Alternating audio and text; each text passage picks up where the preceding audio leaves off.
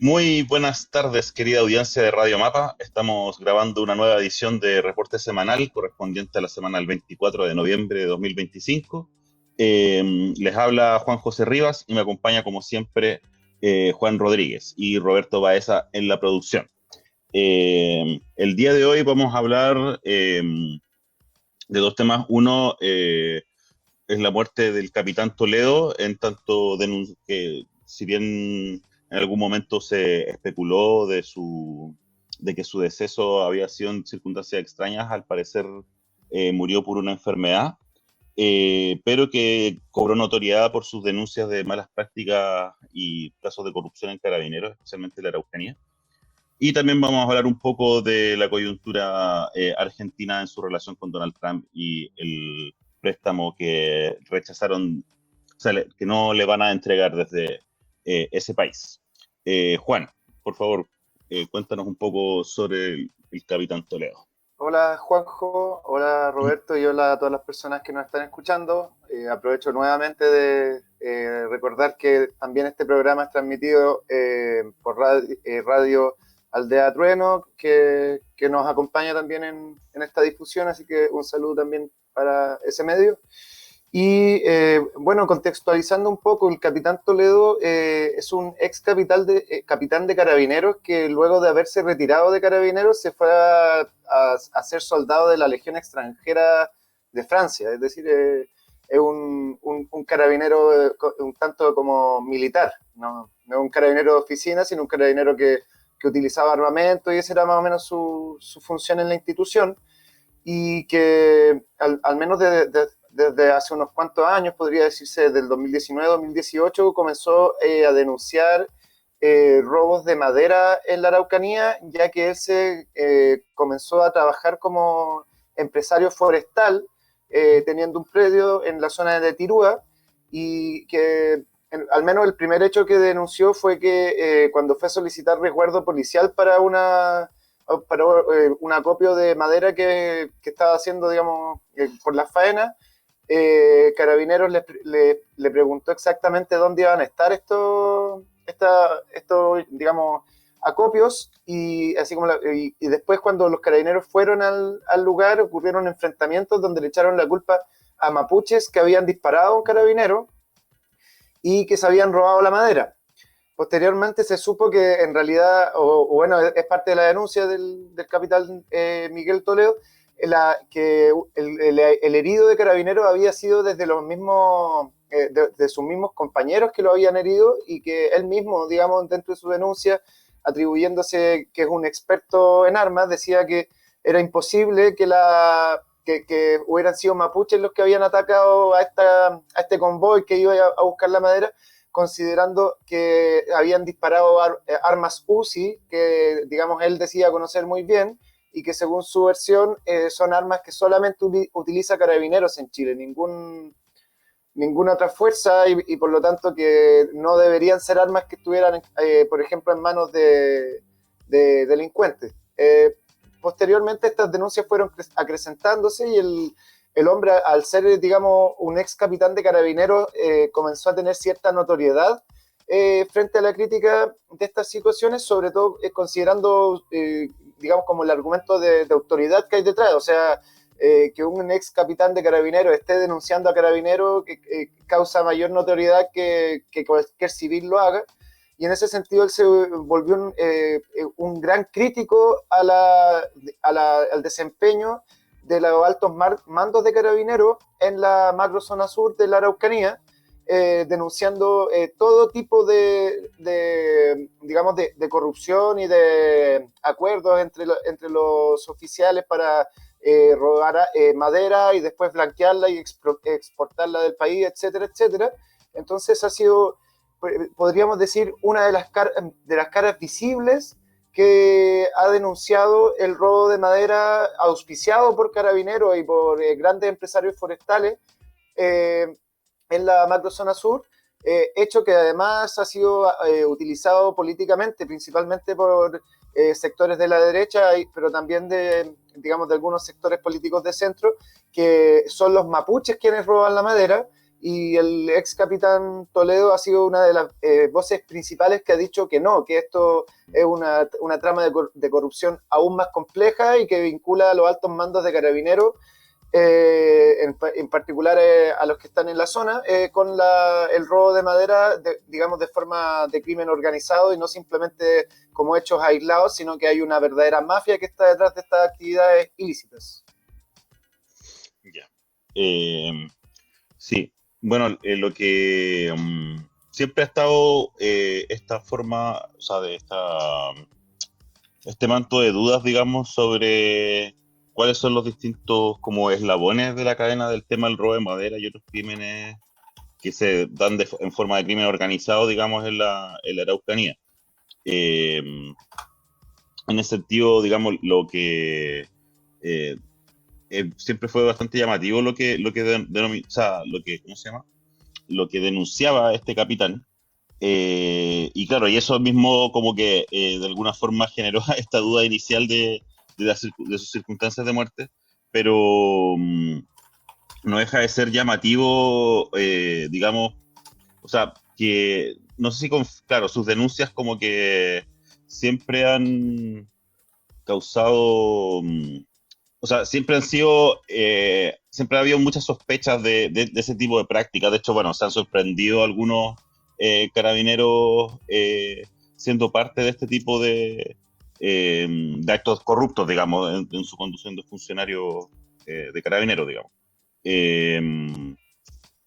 y bueno, eso también hay que destacar que en general, cuando el crimen organizado está como operando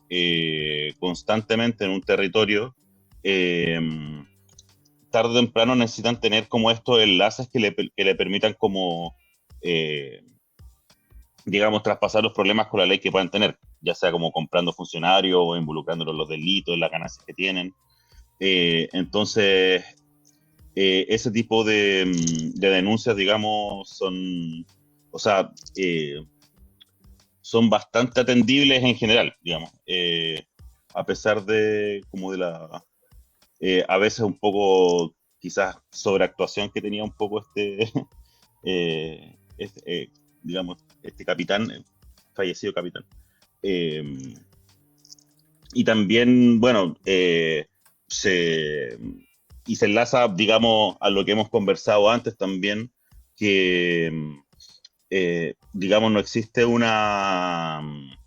real fiscalización, digamos, o control del Poder Civil a carabineros, digamos. Eh, en el sentido de que, eh, digamos, se sigue tratando, como ya lo hemos dicho en capítulos anteriores, este tipo de casos como si fueran casos aislados. Y cuando en realidad se nota que hay estructuras de poder bastante asentadas, especialmente en el Gualmapu, digamos, donde donde se han visto, digamos, como eh, redes de corrupción y de encubrimiento de actividades ilícitas que desarrolla la Fuerza Armada ya, porque más encima ya están también desplegados los militares, digamos, en este estado de emergencia que ya lleva más de 4 años en la Araucanía y que, digamos, muchas veces pasa muy piola, digamos, digamos, hoy en día, o sea, lleve tanto tiempo con militares desplegados allá. Eh, entonces, además, bueno, se sabe que, por ejemplo, los carabineros que envían eh, hacia el Gualmapu tienen bonos especiales, entonces además existen ciertos estímulos, eh, ¿cómo se llama?, perversos para que los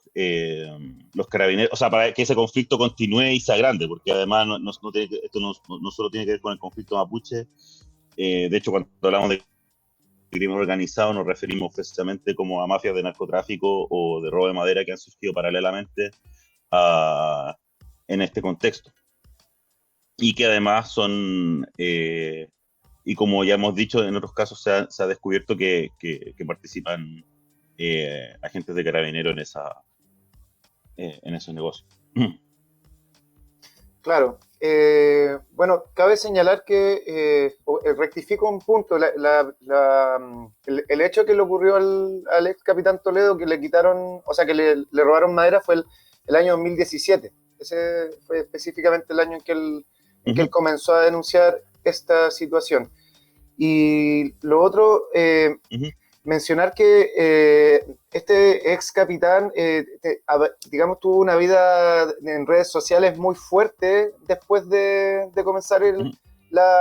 sus denuncias, y se volvió como un personaje de Facebook, ¿cómo se llama?, de TikTok, etcétera, y empezó a tener seguidores. Entonces se empezó también a involucrar en gran parte en la vida política del país, teniendo una visión un tanto crítica de los acontecimientos que ocurrían en el país, y sobre todo también en una lógica de limpiar un poco la dañada imagen que hay del pueblo mapuche en torno a estos temas del robo de madera, porque, como mencionaba anteriormente, hay sectores políticos en Chile que aseguran a rajatabla de que todos los robos de madera son hechos por comunidades mapuche, o sea que se ha generado un estigma que además tiene un contenido político que después incluso interfiere mucho en el voto de las personas, el tema de estigmatizar a los mapuches con este tipo de delitos. Y él ha sido, digamos porque lo vivió en carne propia, ha sido una de los testigos de que no, porque esto no es tan así, que incluso son mafias de chilenos, es más las que operan en este tipo de situaciones que mapuche, y por lo mismo también él reiteró en muchas ocasiones que era necesario sacar prácticamente el plantel completo de carabineros de la macrozona sur y mandarlos a Santiago y cambiar la dotación de carabineros que había, porque en el fondo como que ya la mafia era demasiado grande. Y en este sentido, digamos, también se comprende un poco esta dinámica de militarizar la zona, en el sentido en que se ha establecido como dos fuerzas policiales de orden o sea, uniformadas, digamos, en la zona, como para tener un poquito más pillado a los carabineros, digamos, que están corruptos, en la lógica en cual, suponiendo que los militares que están en la zona no participan de estos hechos, pero es un tema, digamos, eh, bastante engorroso, porque es difícil por dónde tomarlo. También tenemos que, paralelo a todas estas situaciones que estamos mencionando, ocurrió la Operación Huracán, en la cual se dedicó a hacer, digamos, montaje en contra de comuneros mapuches. Consecuencia de esto también fue la muerte del Peñi Camilo Catrillanca el año 2018. Entonces, digamos, es un problema con múltiples aristas, y en este sentido, el día que ocurre la muerte de el ex capitán Miguel Ángel Toledo, eh, se encontró muerto en su hogar, digamos, el ujú, día 20 de noviembre. Eh, y la primera elucubración que ocurrió en ese momento fue, digamos, establecer que esto había sido un atentado, había sido un asesinato, y que a él se le había callado, así como hay muchos otros casos que en Chile también se menciona, y digamos, con características similares, que también se menciona que, por ejemplo, Macarena Valdés, la versión oficial dice que se suicidó, pero muchas personas, digamos, hay un cierto grado de investigación que dice que podría haber sido estrangulada por tercero y luego haber simulado una simulación. Está también la pareja de Macarena Valdés, que murió en un accidente de tráfico. Está el caso reciente y actual de Julia Chuñil, que desapareció y que se sospecha que podría haber sido asesinado por un latifundista también del rubro forestal. Entonces, bueno, y estos son, digamos, casos que tenemos ahora cerca, pero es una larga trayectoria de situaciones mafiosas. Entonces, en primera instancia, la muerte del capitán Toledo para muchos fue la sospecha de otro caso de montaje de asesinato, información, o sea, digamos, aseveraciones que el Servicio Médico Legal ha descartado, atribuyendo que él sufría de una enfermedad pulmonar, un edema pulmonar que al parecer hizo un fallo multisistémico y le produjo un paro cardiorrespiratorio. Sin embargo, en este contexto, digamos, con la información que ya se maneja, con el tipo de personaje que era, con la información que él mismo manejaba, ya que él hacía denuncias, digamos, formales de los temas que hablaba, no solamente tenía este lado como de redes sociales, cabe, digamos, al menos cabe la duda de qué tan metida está la mafia que él mismo está denunciando en la muerte, sabiendo que obviamente esto cualquier acusación se tiene que demostrar científicamente, pero, digamos, se generó esta sospecha por el tipo de personaje, digamos, que fue digamos, quien falleció, que es este ex capitán de Carabineros. No sé, tenemos un video donde él hace sus últimas declaraciones, digamos, el 7 de noviembre, en la cual renuncia al partido político, el PDG, y esta sería, digamos, su última aparición pública, donde se lo ve hablando, y él mismo, digamos, pero es una cosa que él siempre dijo, él siempre decía, mire, yo voy a decir tal verdad y después me van a venir a matar, como que era como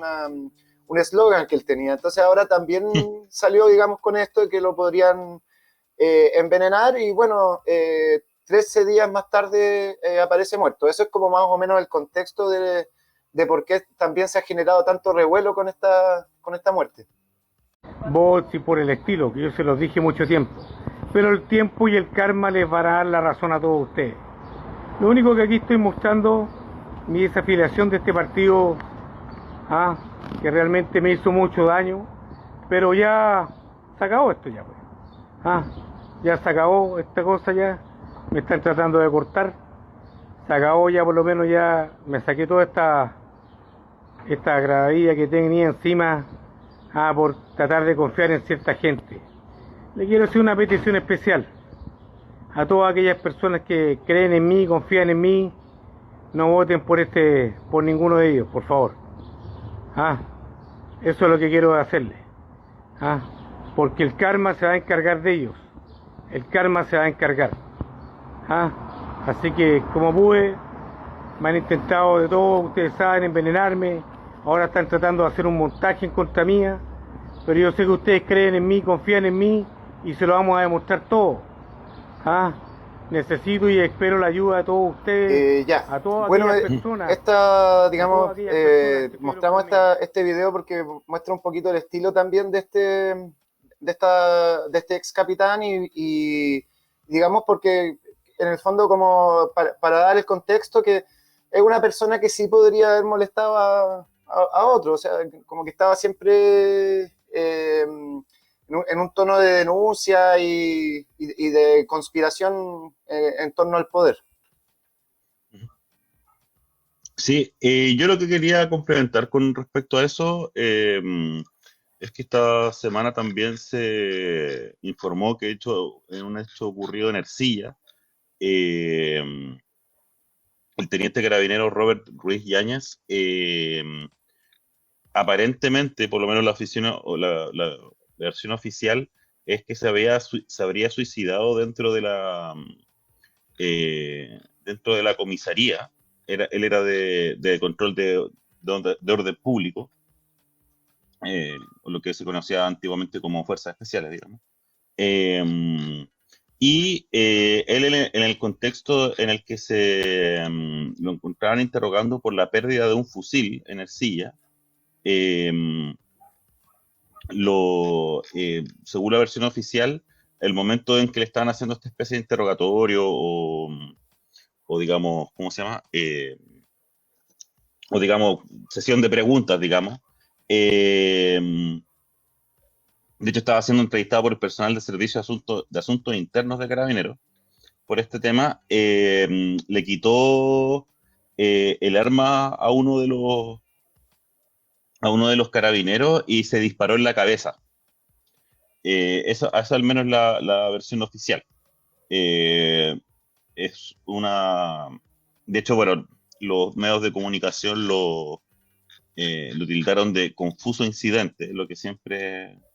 es un titular que genera bastantes dudas. Y bueno, además su esposa señala que él no tenía motivos para suicidarse, y le preguntaron si habían participado en ilícitos, y no y no, digamos, supuestamente no tenía problemas de ese tipo. Pero, claro, este es un caso que aún está como en desarrollo y es bien llamativo. O sea, digamos, como todo lo que sucede ahí, la pérdida de un fusil, que es algo que es muy complicado cuando sucede al interior de las Fuerzas Armadas. O sea, se supone que hay un control bastante estricto, pues cuestión que sabemos que no es tan así porque sabemos que siempre hay, o sea, han habido muchos robos de armas eh, a carabineros y se sabe, digamos, que muchas de estas armas terminan en manos del narcotráfico. Eh, y en el contexto digamos, de un interrogatorio respecto a ese tema, el carabinero muere. O sea, es bastante extraño el caso. Entonces, y esto nuevamente además en el Gualmapu, digamos, como lo denomina, digamos, el Estado actualmente, la macrozona sur. Entonces, eh, digamos, todo este contexto de denuncias que pudiese haber hecho el capitán Toledo, digamos, siguen vigentes, digamos, o sea, siguen pasando cosas extrañas y se siguen tratando estos temas como casos aislados. Entonces, eh, y por eso terminan pasando estas cosas también de que, claro, una persona muere por una enfermedad, hasta donde sabemos, digamos, y al tiro se levanta la alarma de sospecha de que puede ser pasado algo más, digamos. Entonces, es bien, lo que pasa con nuestras Fuerzas Armadas es bastante complicado, digamos.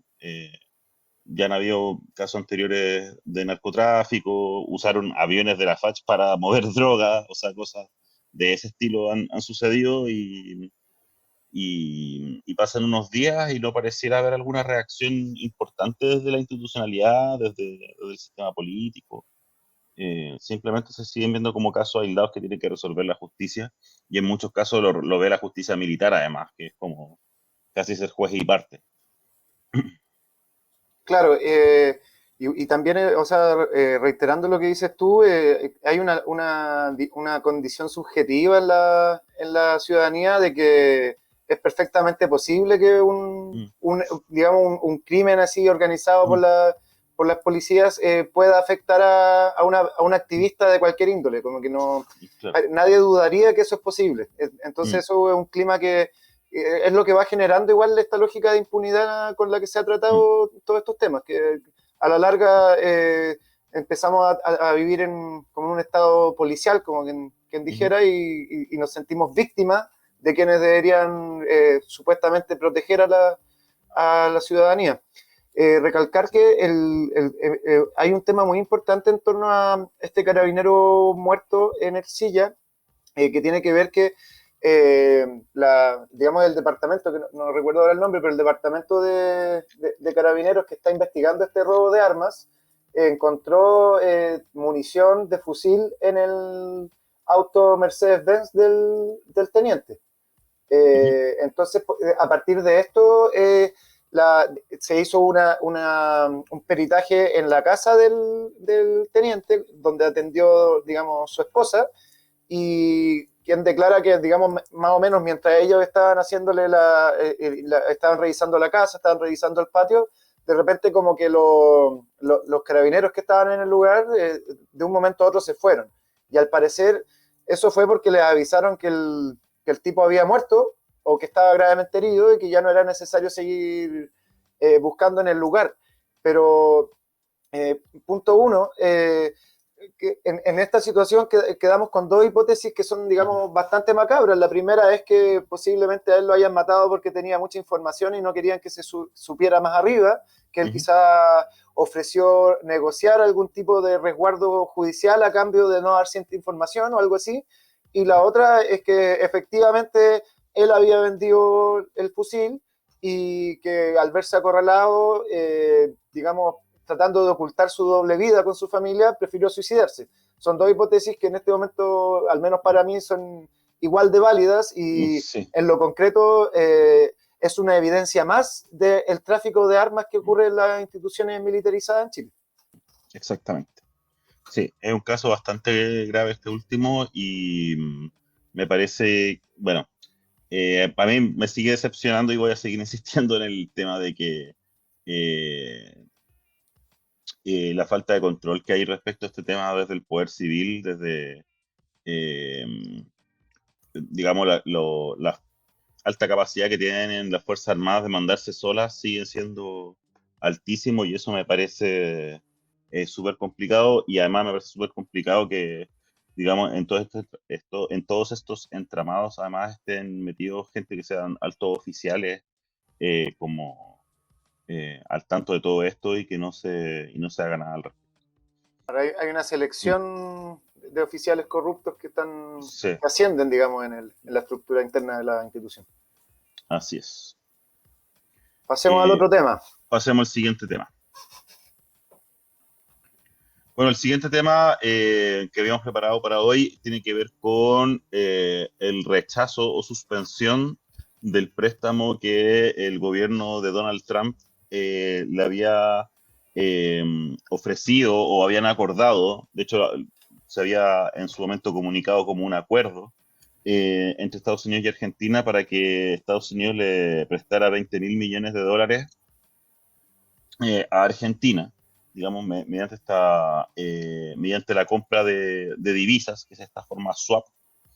que en el fondo se busca que darle divisas a Argentina, digamos, divisas dólares, y mediante la compra de pesos argentinos por parte de Estados Unidos. Esta, o sea, digamos, este préstamo fue acordado en su momento, ¿no? Hubo hasta una foto ahí como la que muestra la producción actualmente, o sea, en este momento. Eh, y los mismos medios, los bancos norteamericanos, esto lo iba a hacer mediante distintos bancos, los bancos norteamericanos decidieron archivar la propuesta y lo que señala ahora el gobierno argentino, que es que se está negociando un préstamo por un monto menor de 5.000 millones de dólares. Eh, una de las cosas graves que tiene o sea, digamos, esta suspensión es el hecho de que se había anunciado un primer, o sea, se había anunciado, digamos, como este paquete de ayudas previo a la semana de las elecciones las elecciones legislativas que tuvo Argentina. Y además,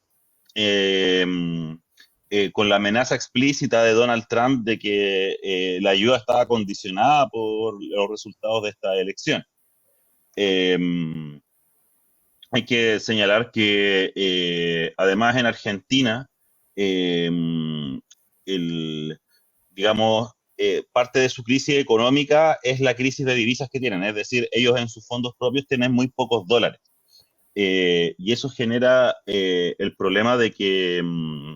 digamos, toda la relación con el comercio exterior se hace en dólares y, por ejemplo, que si las empresas necesitan importar, eso se hace en dólares. Y para que las empresas puedan tener acceso a los dólares, tienen que comprar su dinero que tienen en pesos, se lo tienen que comprar a las casas de cambio, digamos, a los bancos para poder obtener esos dólares y si la economía no tiene los dólares suficientes para venderle a esas empresas, estas empresas no pueden, digamos, tener todas las ganancias que pueden tener y no pueden tener también, digamos, capacidad de importar insumos. Eh, en ese sentido, y aquí hay que destacar que durante el gobierno de Macri, eh, o sea, también hubo un préstamo inicial de parte del Fondo Monetario Internacional que fue bastante grande, y luego cuando ese préstamo se acabó, o sea, es decir, ya no volvieron a prestarle plata en 2 años más, la economía argentina volvió a tener una crisis, digamos, tuvo un pequeño repunte en los primeros 2 años de crecimiento de Macri, y después nuevamente se desplomó. Y eso también fue efecto directo de digamos, de que se había acabado el préstamo que le había hecho el FMI en ese momento. Esto lo destaco, bueno, a partir también de las reflexiones hay un académico muy interesante que se llama Juan Íñigo Carrera, que ha estudiado harto el tema de la deuda externa en Argentina, desde una perspectiva más como de economía política, y él, en el fondo, estudiando todos estos ciclos de la deuda, que es un problema histórico de Argentina, él señala que el problema del endeudamiento argentino es estructural en la medida que siempre están teniendo déficit de divisas precisamente para que sus empresarios y sus bancos puedan tener los dólares suficientes para poder participar en el comercio internacional. Y que en el fondo la deuda argentina ha sido el mecanismo constante como para poder de alguna forma subsidiar esa falta de capacidad propia que tiene en su condición de economía periférica, digamos, de poder participar en el mercado mundial mediante dólares. Y en el fondo las grandes crisis que han habido en Argentina no es tanto cuando, digamos, como por la deuda, sino es que cuando les dejan de prestar. Porque incluso Argentina, y esta es la parte más delicada, digamos, en términos políticos, digamos, buena parte de esta deuda se usa para pagar deuda anterior. Y además, la eventual deuda que hubiese adquirido Argentina, que no es el que no la va a obtener, además, digamos, digamos, más, o sea, como decía, las crisis en Argentina se presentan cuando les dejan de prestar los dólares. Entonces, eso deja al gobierno de Milei, y yo creo que están bastante preocupados en Argentina por eso, o sea, el gobierno, de hecho el ministro Orlando Caputo se ha desdicho de cosas que dijo así literalmente, por ahí dijo, no, si nosotros nunca hablamos de 20.000 millones, cuando fue el subsecretario, o sea, el secretario del Tesoro, es decir, el equivalente al ministro de Hacienda de Estados Unidos, que inicialmente dijo que había un acuerdo de ayuda de 20.000 millones de dólares para Argentina, y después fue el mismo secretario del Tesoro que dijo, no, los bancos archivaron esta solicitud y se va a negociar una nueva ayuda. Entonces, eso políticamente deja a Milei bastante, yo creo, o sea, si es que se cumple esta premisa, digamos, que decía yo, que de este académico Íñigo Carrera, que señalaba que en el fondo las crisis aparecen cuando les dejan de prestar a Argentina, es el caso que puede suceder ahora. Entonces eso puede, digamos, terminar desmantelando todo el pequeño éxito económico que ha estado intentando exhibir Milei como emblema de campaña. Juan. Claro, bueno, aclarar igual que si bien los 20.000 millones de dólares fueron negados por la banca norteamericana, no así, o sea, no por completo, digamos, porque sí aceptaron prestar 5.000 millones de dólares, es decir, un cuarto de lo que Milei había prometido, pero que básicamente van a ser para pagar la próxima cuota de la deuda que vence en enero y que son 4.000 millones de dólares. Es decir, en realidad, Milei con esta operación solamente logró ingresar 1.000 millones de dólares de plata nueva a Argentina, porque de estos 5.000, 4.000 se van a ir de vuelta a Estados Unidos instantáneamente. Entonces, vemos como esto es una verdadera farsa, digamos, en política internacional, y sobre todo es un fraude electoral desde el punto de vista de que Milei ganó las elecciones congresales a partir de la promesa de estos dólares. Es decir, digamos, el pueblo argentino se vio condicionado a continuar votando por Milei, pensando que se iba a producir la famosa dolarización de la economía y que este era un paso para ese objetivo del gobierno de Milei.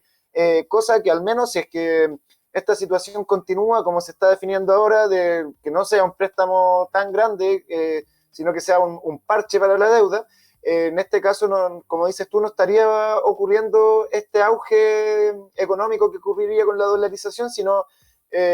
por el contrario, está dándole unos meses de respiro nomás al gobierno, pero no vemos, o al menos no pareciera ocurrir un cambio de estrategia económica que permita a Argentina salir del hoyo en el que está, sino que vemos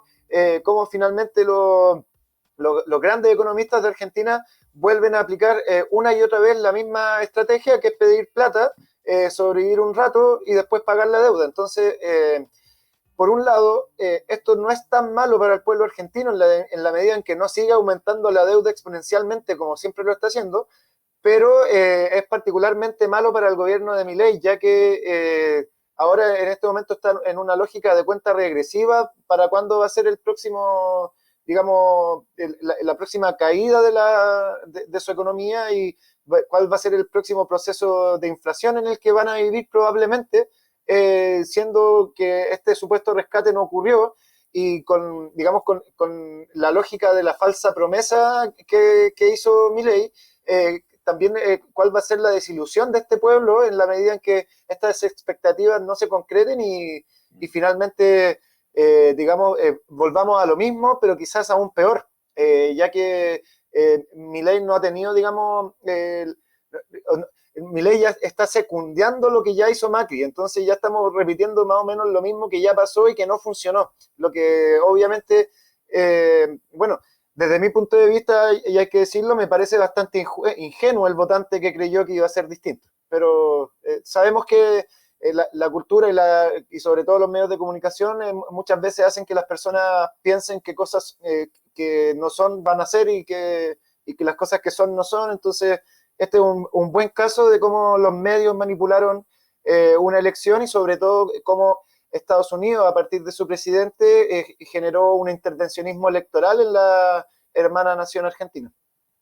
Sí, bueno, de hecho, a propósito del tratamiento mediático, yo he estado, desde que apareció la noticia de que no se realizaría el plan de rescate, eh, lo que, digamos, yo siempre revisé, digamos, los diarios argentinos y Clarín, que es como el principal diario de la oligarquía argentina, digamos, como el diario El Mercurio acá, o La Tercera, colocaba totalmente en segundo plano, o sea, y de hecho había muy pocas noticias ahí que encontrar sobre este tema, digamos, una declaración de Caputo por ahí y ya está, o sea, y hablando de, no sé, del futuro argentino, o sea, sí, ya cosas muy burdas, porque esto es una crisis, o sea, me parece sí, claro, es una crisis política importante que quizás no se va a notar en lo inmediato, pero es o sea, era una abierta mentira que se le hizo al pueblo argentino y que más encima en un contexto como de claro intervencionismo electoral por parte de los Estados Unidos. Eh, y eso me parece súper grave. Y además, bueno, esto también tiene un tema en los mismos Estados Unidos. De hecho, un exfuncionario del Tesoro de Obama, o sea, buscando ahí algunas opiniones, digamos, por ejemplo, decía que en Estados Unidos no hay información transparente de dónde se estaría usando, dónde se iría a usar el dinero que se le quiere prestar a Argentina, que considerando como el tamaño del plan de rescate, digamos, del que se está hablando, hay un nivel de discreción y de falta de claridad de cuál es el plan que no se está aclarando, digamos. En ese sentido, me parece súper, o sea, además es súper delicado dentro de los mismos Estados Unidos y dentro de la geopolítica, bueno, de alguna forma Trump igual apuesta como de alguna forma apuesta al éxito de Milei, digamos, para seguir fortaleciendo su posición, digamos, dentro del gran ajedrez, o sea, digamos, como una pieza dentro del gran ajedrez geopolítico, pero no... Eh,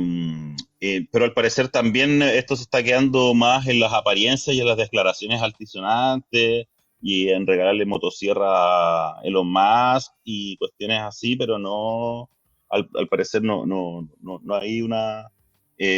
voluntad, o sea, hasta ahora no se está mostrando una voluntad real que se traduzca en una acción económica concreta de parte de los Estados Unidos con Milei. Claro, tú señalas ahí que, por ejemplo, o sea, y tú señalabas bien, claro, que esto de alguna forma es algo bueno en el largo plazo para el pueblo argentino, pero en realidad, claro, también es un anuncio de una crisis próxima. Y eso es bastante negativo, digamos, ¿sabes? Creo que en los dos caminos, digamos, no sé cuál, en los dos pierden, quizá en alguno perdían menos, no estoy seguro en cuál. No, claro, pero era Sí, en el sentido de que estaban sí, teniendo una deuda que al final los secuaces de Milei se iban a sí, robar, po. como Sí, claro, que están claro, claro, claro. grabando a las generaciones venideras por, Sí, digamos, por las cantinfladas de Milei actual. exactamente. Sí, no, sí, en eso estoy completamente de acuerdo. Eh, entonces, y bueno, además, ojo que estos eran bancos privados los que estaban, digamos, bancos importantes, sí, pues como los grandes bancos privados de Estados Unidos, fueron los que, digamos, dijeron que no, y eso muestra el tiro de que tampoco, como los actores financieros reales, digamos, que son los bancos, las grandes empresas, no están viendo, o sea, el- estarían, digamos, no están viendo que el plan de Milei vaya a funcionar, digamos, o sea, no están en el fondo el gesto económico que están haciendo estas entidades, en el fondo decir, no sé si te va a ir tan bien como supuestamente te va a ir como para saber que nos va a poder devolver este dinero, ¿no? Y eso es lo que también es una señal como de debilidad también para el gobierno Milei, finalmente. Claro, y para la ideología esta Sí, pero su ideología, anarcocapitalista. sí, También exactamente. demuestra que Trump, más allá de que trata de aparentar que es una persona muy poderosa y Ujú, como este carácter autoritario que trata de expresar, en ujú, realidad lo que se ve en el fondo es que el aparato político y administrativo de Estados Unidos tampoco lo sigue y no es obediente a sus designios. O ujú, sea, tampoco es la primera cosa que pasa que Trump como que anuncia con bombo y platillo y que al final ujú. termina siendo puro jugo nomás. Sí, pues, sí, sí, bueno, o sea, ¿para qué decir las miles de promesas que se ha hecho respecto sobre la paz entre Rusia y Ucrania, por ejemplo? Claro. Eh, O el alto el fuego en Gaza, que él llevó la paz claro, a Gaza, pero los mm, bombardeos siguen exactamente igual que antes. sí, ¿No? sí, sí, de hecho peor, porque además ha aumentado la defensiva de Israel sobre Cisjordania, ¿no? Bueno, parte de la importancia de este acontecimiento tiene que ver con lo que, digamos, con el hecho de estar generando un intervencionismo electoral, digamos, imperialista en el caso de Argentina, pero que también tiene sus coletazos en el lado chileno, ya que digamos, el actual nominado embajador de Estados Unidos en Chile, Brandon Hood, hizo una serie de declaraciones, digamos, en rueda de prensa, atacando al presidente Gabriel Boric y generando una dinámica en la cual como que él en el fondo lo que dice es que, que Gabriel Boric ya está de salida, que sus peleas con Donald Trump son una cosa como de él, más o menos, pero que en realidad Chile sabe que vivir bien con Estados Unidos es, digamos, lo más positivo y que Gabriel Boric con sus posturas internacionales anti-Trump lo único que hace es hacerle daño a los chilenos. O sea, en el fondo lo que trata de decir, uno lo lee entre líneas, es como voten por José Antonio Caz, que es del lado de Trump y que así les va a ir bien, pero que si votan por Janet Jara les va a ir mal porque, digamos, se van a llevar mal con Trump y eso, por ejemplo, medios como Exante y varios otros lo han aprovechado para acentuar, digamos, que una lógica un tanto falaciosa de que llevarnos bien con Estados Unidos es mucho más positivo que las posturas que ha tenido Gabriel Boric de acercarse a China, que es algo muy negativo. Siendo que, digamos, desde el punto de vista económico, que es lo que principalmente se refieren a estas personas, no es tan así, es cuestionable que una relación cercana con Donald Trump vaya a traer una bonanza económica para Chile. Son, digamos, aseveraciones que se hacen desde el punto de vista del gusto ideológico de quien la emite, pero que en realidad no es difícil darles como una salida desde el punto de vista económico. Y por otro lado también está el tema de que este embajador, Brandon Hood, criticó a Gabriel Boric por, digamos, denunciar que Donald Trump está en contra de las medidas medioambientales, que es un negacionista sobre el calentamiento global, etcétera, etcétera. Y ahí Brandon Hood dice que no se puede estar criticando a un país que ha hecho mucho por el medio ambiente frente a otros que no han hecho tanto. O sea, como queriendo decir que Estados Unidos es un país líder mundial en conservación medioambiental y que ellos son los grandes responsables del resguardo medioambiental. Y eso yo creo que hay que decirlo así, sinceramente, eso no es así. O sea,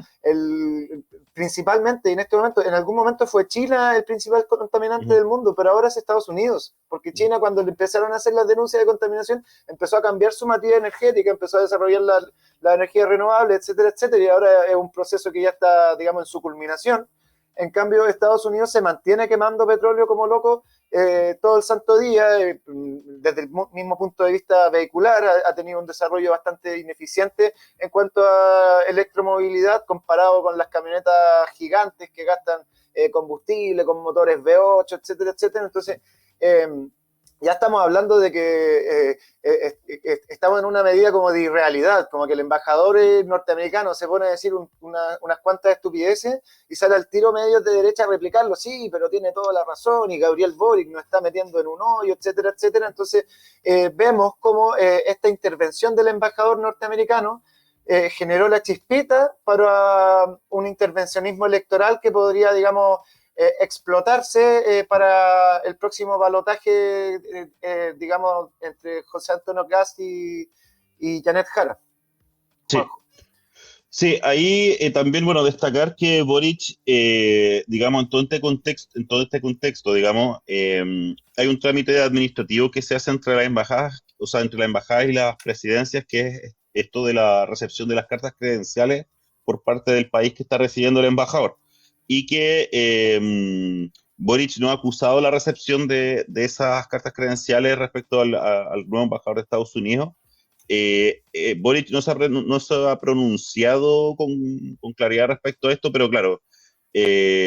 varios medios de comunicación más oficiales y también los políticos de derecha han denunciado, o sea, como que han dicho que es una niñería de Boric no hacer este acto administrativo de aceptar las cartas credenciales.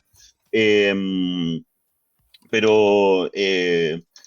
la verdad es que el nivel de intervencionismo que está teniendo Estados Unidos es bastante descarado y además está, digamos, o sea, con estas intervenciones ya del tipo con amenazas, o sea, ofertones electorales, digamos, en el caso de Argentina. Y acá creo que es súper importante denunciar, digamos, a todos estos políticos que han, digamos, que tan libremente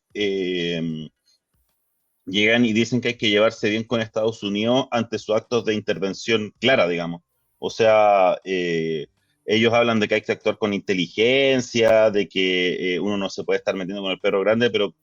¿en qué momento, o sea, en qué momento paramos este tema? O sea, cuando ya estén las puertas de los Marines, o sea, los barcos en la costa del Pacífico, poco menos que bajándose. Acá recién vamos a decir, oye, no, en realidad Estados Unidos está haciendo mal, es un intervencionista, o ni siquiera ahí, digamos.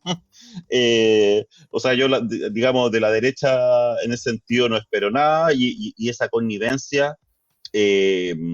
digamos, por ejemplo, bueno, que además la ultraderecha hoy día, tipo Johannes Kaiser, Kast, ellos hablan, por ejemplo, mucho en contra de la ONU porque se cree poco menos que un gobierno mundial, cuando el verdadero gobierno mundial es lo que está intentando hacer Estados Unidos, digamos, o lo está haciendo efectivamente y de una forma más burda y descarada ahora, y con ello se comportan como con una fidelidad y connivencia total. Entonces, me parece que es súper importante denunciar a que, digamos, o sea, estos personajes actúan como agentes del gobierno de Estados Unidos, finalmente. ¿Sí? Y para peor, sin, sin nada, y sin que eso, o sea, por último en Argentina están prometiendo plata, acá ni siquiera están prometiendo, claro, Están ni siquiera, prometiendo buena no, onda. sí, claro, como buena onda, entonces, no, creo que el nivel de descaro al que han llegado las personas de derecha y de mentiras, porque al final dicen estar preocupadas por la soberanía nacional, pero ante el acto más mínimo de defensa de la soberanía nacional, dicen que hay que agachar el moño. Y eso que tampoco creo que el gobierno de Boric, dicho sea de paso, haya sido como un gran defensor de la soberanía nacional. Eh, y también creo que ha tomado decisiones erróneas, como por ejemplo el apoyo a Ucrania en el conflicto con Rusia, que es la posición de la OTAN y de los mismos Estados Unidos. Claro, es que hay algo que les duele Sí. particularmente a estas personas, principalmente por su fanatismo religioso, que tiene que ver con que Gabriel Boric haya enjuiciado públicamente, digamos, al apoyo que hace Estados Unidos a Netanyahu en su genocidio en Palestina. Y bueno, y a Netanyahu mismo, que dijo que quería que lo juzgara un tribunal, etcétera. Entonces, eso a estas personas les duele mucho porque en el fondo se les descuadra culturalmente el panorama. Y finalmente, yo creo que lo grave que, por ejemplo, el diputado Felipe Donoso o el diputado Bobadilla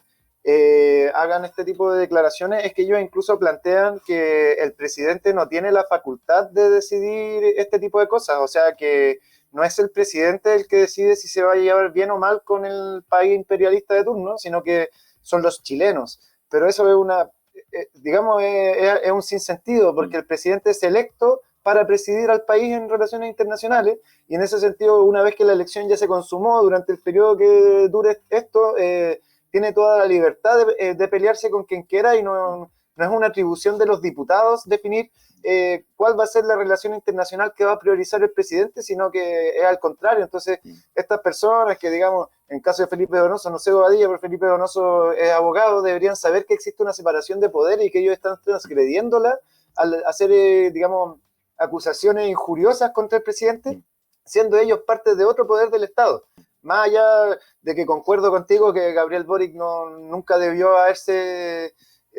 puesto del lado de Ucrania en un concepto que quizás él nunca entendió bien, quizás él no entendió que habían situaciones digamos, de vulneración de derechos humanos a civiles en el Estado ucraniano, etcétera, etcétera. Como que él tiene, digamos, un visillo que lo hace no ver ciertas cosas y ver otras, pero más allá de eso, no es facultad de los diputados cuestionar aquello. Entonces ahí, bueno, deja hablar también como de el pensamiento autoritario y colonizado que tienen este tipo de personajes. Exactamente. Sí, claro. O sea, que finalmente también, bueno, un poco, tanto en el caso argentino como el chileno, lo único que prima es finalmente el bolsillo de los grandes poderes económicos de Argentina y Chile que quieren ver, digamos, que ven en conveniencia en este intervencionismo norteamericano porque van a poder seguir haciendo los negocios de la forma en que la están haciendo. Claro, una lumpenburguesía. Sí, exactamente. Es muy lumpenburguesía, realmente. Exactamente. Sí. Pues. Sí, pues, y no sé si tienes algo más que agregar, Juan. No. Solo mencionar que, volviendo al primer caso que hablábamos, que ojalá que todos estos temas que el fallecido capitán Toledo denunciaba no queden ahí, porque en realidad son cosas que, digamos, es bastante lamentable que ciertas personas que ya quizás en un arrebato así como un tanto delirante, etcétera, pero que denuncien cosas que sean caras visibles para ciertas problemáticas y que, digamos, vayan desapareciendo y con eso ya van desapareciendo las caras visibles y se empieza a ocultar todo bajo la alfombra, que es la costumbre. Pues entonces, ojalá que sobre todo estos temas que ocurren en la Araucanía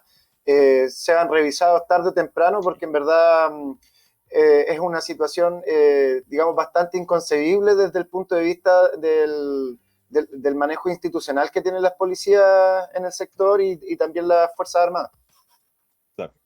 Sí, es bastante lamentable el estado actual de Fuerzas Armadas y Carabineros. Y para peor es que en el actual gobierno, que fue muy crítico en su momento, hoy día ha sido parte de la operación de blanqueamiento de la estructura actual de estas Fuerzas Armadas, y eso ha sido bastante lamentable porque, o sea, finalmente puede terminar pasando, puede terminar escalando al punto de que ya sea una estructura como completamente criminal y que actúe como en directa relación con el crimen organizado, con el narcotráfico. Claro, que nos convertamos en un narcoestado sin darnos cuenta. Sí, exactamente. Y claro, pues, y los mismos políticos hacen esa misma advertencia, pero cuando pasan los hechos en sus narices, la protección a las Fuerzas Armadas siempre termina primando. Y eso, bueno, yo solo veo perdición ahí, digamos, desgraciadamente. Sí, eso. Ya pues, Y ya pues. esto sería reporte semanal. Sí, muchas gracias a la audiencia de Radio Mapa, muchas gracias a Roberto por, digamos, en producción, y nos vemos la próxima semana. Que estén muy bien. Chao, chao, que estén bien.